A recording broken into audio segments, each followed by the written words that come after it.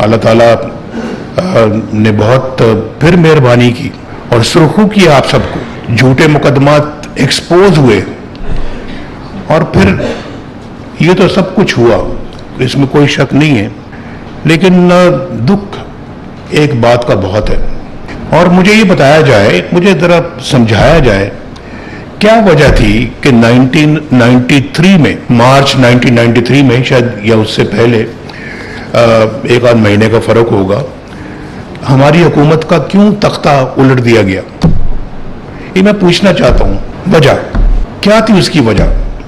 एक सबसे पहले मैं 1990 से शुरू हो रहा हूँ, अभी तो उससे पहले तो मैं चीफ मिनिस्टर था पंजाब का, लेकिन जानना चाहता हूँ, मुझे आज तक उसकी वजह समझ नहीं आई और मैं उन लोगों के नाम भी नहीं लेना चाहता जो इस साजिश में जो पूरी तरह से इन्वॉल्व थे। अगर वो मोमेंटम जारी रहता आज तक, आप यकीन करें हम दुनिया के अंदर एक पावर बन चुके होते। इस एशिया में तो हम यकीनन अल्लाह के फजलो करम से नंबर 2 या नंबर 3 पर होते और दुनिया में भी एक मकाम हासिल कर चुके होते। मैं बिल्कुल वसूख के साथ ये बात कह रहा हूं। हमारा मुल्क टेक ऑफ कर चुका था और मोटरवेज उस जमाने में बननी शुरू हो गई। उस जमाने में बड़े बड़े मेगा प्रोजेक्ट्स लगने शुरू हो गए जिसकी कोई तारीख में मिसाल नहीं मिलती।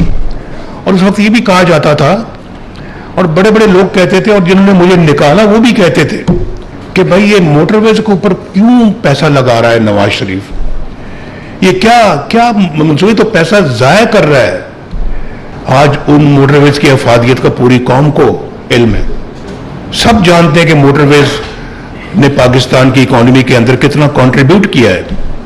ये बात बहुत, मैं उन लोगों के नाम नहीं लेता, मैं पहले भी कह चुका हूं, लेकिन ये बात उन्होंने की और फिर इतना इकोनॉमिक ग्रोथ हमारी बढ़ती जा रही थी, इतनी इकोनॉमिक ग्रोथ तेजी के साथ हो रही थी और आप उसमें से कई लोग विटनेस हैं। मेरी काबीना के मेंबर थे उस जमाने में कई लोग और आप में से बहुत सारे लोग वजीर थे, मशीर थे, तो आप सब लोगों को पता है इस बात का।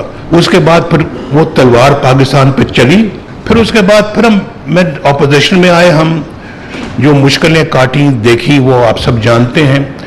1997 में अल्लाह ने फिर मौका दिया, फिर हमने जो है ना वो उसी स्पीड के साथ फिर आगे बढ़ना शुरू किया और उसमें एक और चीज़ का इजाफा किया।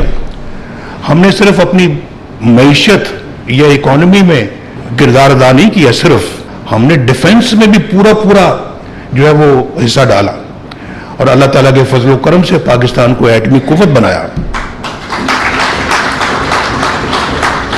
और उसके बाद हमने अपनी जो दूसरे हमारे प्रोग्राम हैं हमारे मुल्क के अंदर, उनको भी हमने आगे परवान चढ़ाया। शहबाज साहब का बहुत बहुत शुक्रिया कि शहबाज साहब ने भी एटमी कुव्वत जब हम बन रहे थे तो उस वक्त प्रेसिडेंट क्लिंटन के साथ जो मेरी गुफ्तगू हो रही थी उसका हवाला देते हुए कहा जी कि पाकिस्तान को $5 बिलियन ऑफर किए गए। ये सही बात है और उस जमाने के $5 बिलियन, आज के नहीं, उस जमाने के 1998 के $5 बिलियन एक बहुत बड़ी रकम होती थी। तो वो ऑफर किया जी कि हम आपको ये देते हैं, आप एटमी धमाके ना करें। तो हमने, मेरा ख्याल है कि आप में से कोई एक बंदा भी नहीं होगा इस पूरे हॉल में, मेरे ख्याल 147 लोग बैठे हुए हैं, तो उनमें से मेरा ख्याल है कि 147 ही कहेंगे कि हमने वो $5 बिलियन ना वसूल करके हमने और एटमी धमाके करके सही फैसले का सबूत दिया।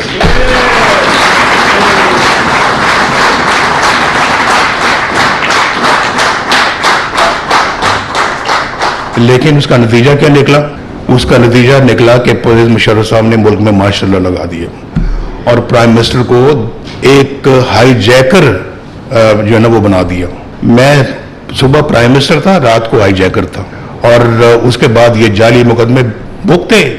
आप जानते हैं 27 साल की सजा मुझे सुनाई गई कराची कोर्ट से और उस सजा को सजाए मौत में तब्दील करने के लिए हाई कोर्ट कराची में मेरा मुकदमा जो है हुकूमत ने दायर किया। एक वो वज़ीर आज़म जो पाकिस्तान को एटमी कुव्वत बनाता है, जो रिश्वत नहीं कबूल करता $5 अरब की और कहता नहीं हम अपनी इज्जत का सौदा नहीं करते, हम ऐसी कौम नहीं है जो अपनी गैरत का सौदा करें, हम जरूर एटमी धमाके करेंगे, हमने किए। तो उस प्राइम मिनिस्टर को जेलों में डाला गया, उस प्राइम मिनिस्टर को सजाए मौत देने की कोशिश की गई, उस प्राइम मिनिस्टर को कुछ और भी बना तो 7 साल के लिए मुल्क बदल कर दिया। तो मैं समझता हूं जी कि ये मैं आपको बतदरीज बता रहा हूं कि होता क्या है, हमारी 70 साल तारीख इन वाकयात से भरी पड़ी है। लेकिन उसके बाद फिर जलावतनी हुई, हम वापस आए, 2013 में फिर हमारी हुकूमत आई और हमने आके क्या किया। और आप भी माशाल्लाह जेलें भुगती हैं, सजाएं भुगती हैं, मुश्किल वक्त भुगता है, अपने कारोबारी मामलात भुगते हैं, लेकिन आप भी अल्लाह ताला के फजल करम से पार्टी को कभी छोड़ने का कभी सोचा भी नहीं, बल्कि आपने ये सोचा होगा कि पार्टी छोड़ने से बेहतर है जेल से, इस तरह से जाने से बेहतर है कि जेल से हमारी जो ना वो लाश जाए। मैं समझता हूँ, जिस बात को समझता हूँ, तो ये बहुत बड़ी बात है। मुझे आपको सबको खराज तहसीन पेश कर दी, लेकिन मैं अब उस बात की तरफ मैं मुख्तसर करते हुए दोबारा आता हूं कि फिर क्या हुआ कि एक सिटिंग प्राइम मिनिस्टर के खिलाफ इतनी बड़ी साजिश की गई, उसको निकाला गया। और फिर उसके बाद क्या हुआ, जज शौकत सदीकी साहब कहते हैं कि मेरे पास ये जर्नैल आए और उन्होंने कहा जी कि नवाज शरीफ को और मरियम को आपने अंदर रखना है, जेल में बाहर नहीं आने देना। बोल पड़े वो, इसका भी कोई किसी किनारे ये बात सारी लगनी चाहिए, अकाउंटेबिलिटी होनी चाहिए। हम सिर्फ वो अकाउंटेबिलिटी का मुतालबा करते हैं जिसने पाकिस्तान को तबाह बर्बाद किया है। जिन कामों ने पाकिस्तान को तबाह बर्बाद किया है, क्या उन सब चीजों की अकाउंटेबिलिटी नहीं होनी चाहिए? क्यों नहीं होनी चाहिए? हमारी भी हुई है और सियासतदानों की हुई है, लेकिन जो बाकी लोग इनमें मुलव्विस हैं उनकी क्यों नहीं होनी चाहिए? होनी चाहिए। और खुद उन जजेस की भी होनी चाहिए जिन्होंने ये फैसले दिए। आप देखें उठा के, उन्होंने साकिब निसार साहब की ऑडियो लीक है, ऑडियो लीक, और मैं उसको मेरे पास महफूज है वो, जिसमें वो कह रहे हैं कि हम इमरान खान को लाना है, नवाज शरीफ को और मरियम को हमने जेल में रखना है और उसको लाना है। ये ऑडियो लीक मेरे पास है।